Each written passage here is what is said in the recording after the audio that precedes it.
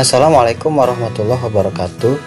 Pada pertemuan pekan kali ini, Bapak akan membahas tentang teori perilaku produsen.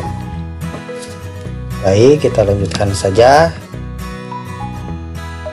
Yang pertama dimulai dari pengertian produksi itu apa sih? Produksi adalah kegiatan menambah faedah atau kegunaan suatu benda untuk menciptakan benda baru sehingga lebih bermanfaat dalam memenuhi kebutuhan. Bagi produsen, tujuan produksi adalah untuk meningkatkan keuntungan serta menjaga kesinambungan perusahaan. Bagaimana perusahaan dapat terus berjalan, beroperasi terus? Salah satu caranya adalah dengan melakukan kegiatan produksi. Nah, selanjutnya bagi konsumen, tujuan produksi adalah untuk menyediakan berbagai benda pemuas kebutuhan. Seperti misal konsumen butuh makan, maka produsen harus membuat makanan untuk menyuplai makanan kepada konsumen. Seperti itu. Nah, dalam memproduksi barang atau jasa ada beberapa hal yang dibutuhkan. Hal-hal tersebut itu disebut sebagai faktor produksi, yang diantaranya itu terdiri atas 4. Ada faktor produksi alam, ya, faktor produksi alam, faktor produksi tenaga kerja, faktor produksi modal, kemudian terakhir ada faktor produksi keahlian. Dimana faktor produksi alam itu antara terdiri atas tanah, air, sinar matahari, udara, dan barang tambang. Selanjutnya untuk faktor produksi tenaga kerja itu terbagi atas tenaga kerja terdidik, tenaga kerja terampil, dan tenaga kerja tidak terdidik dan tidak terlatih. Ketiga, ada faktor produksi modal. Modal umumnya meliputi benda-benda hasil produksi yang digunakan untuk proses produksi barang-barang dan jasa-jasa lain. Terakhir, faktor produksi keahlian. Ini disebut juga sebagai skill atau disebut juga sebagai entrepreneurship.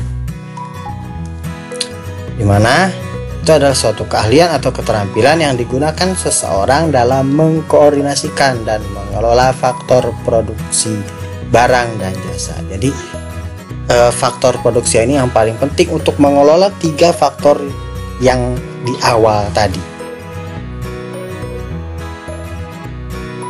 Selanjutnya, faktor-faktor produksi tadi secara matematis itu dapat ditulis pada persamaan fungsi produksi seperti sebagai berikut, di mana Q sama dengan F atau fungsi CLRT, di mana Q adalah quantity atau jumlah barang yang dihasilkan, kemudian F-nya itu adalah fungsi simbol persamaan fungsional, C-nya itu kapital, faktor produksi modal, L-nya faktor tenaga kerja, R-nya bahan baku, kemudian T-nya teknologi.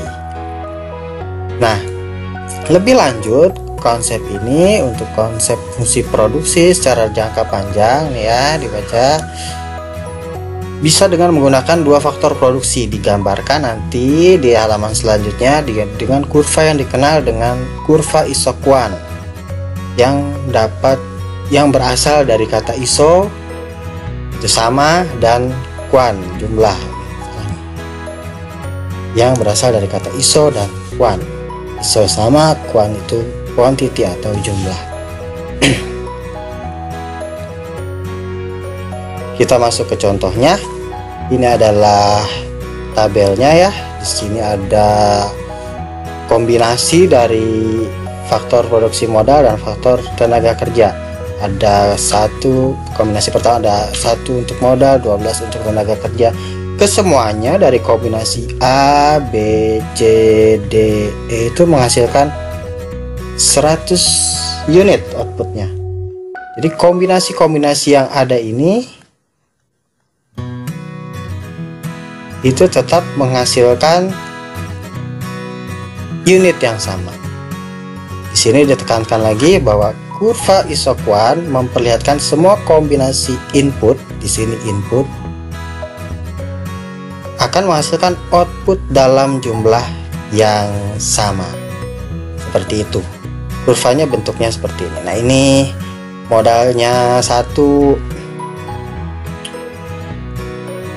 ya, modal 1, tenaga kerjanya 12, kemudian ini berarti titik A, ini titik B, ini titik C, D, dan terakhir E. Oke, mungkin untuk pertemuan kali ini cukup sekian. Jika ada pertanyaan, silahkan ditanyakan di grup WhatsApp mata pelajaran, kita bahas bersama. Terima kasih. Assalamualaikum warahmatullahi wabarakatuh.